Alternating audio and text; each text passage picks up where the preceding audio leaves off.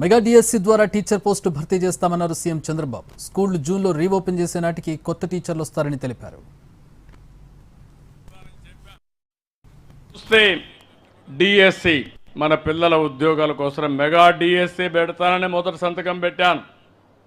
రేపు జూన్ లోపల డిఎస్సి పరీక్షలు ఈ నెలలోనే ప్రారంభించి జూన్ లోపల ఉద్యోగాలు ఇచ్చి తిరిగి స్కూళ్ళన్నీ రీఓపెన్ చేసే లోపల కొత్త టీచర్లందరినీ పోస్ట్ చేసే బాధ్యత నాది.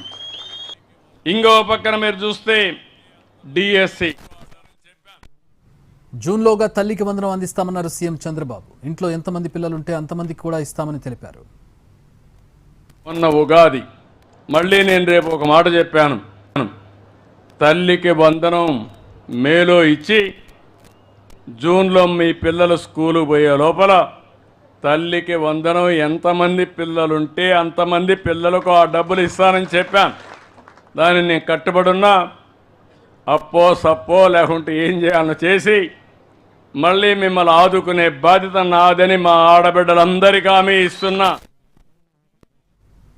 ప్రభుత్వానికి అప్పులు వారసత్వంగా వచ్చాయన్నారు సీఎం చంద్రబాబు. 10 లక్షల కోట్ల అప్పులకు వడ్డీలు కడుతున్నామని తెలిపారు. సంపదను పెంచి నిరంతరం పేదలకు ఆదాయం వచ్చే మార్గాలు చూపిస్తామన్నారు సీఎం చంద్రబాబు. చాలా మందికి అనుమానం కూడా ఉంది ఇవన్నీ అయిపోతాయని. ఒకే రోజు చేయలేను. ఎందుకంటే నాకు కూడా వారసత్వంగా వచ్చిన ఆర్థిక సమస్యలు 10 లక్షల కోట్ల రూపాయల అప్పు ఉంది.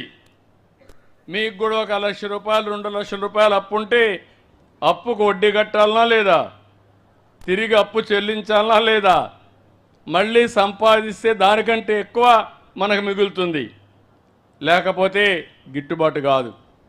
నేను కూడా ఆ అవస్థలోనే ఉన్నాను.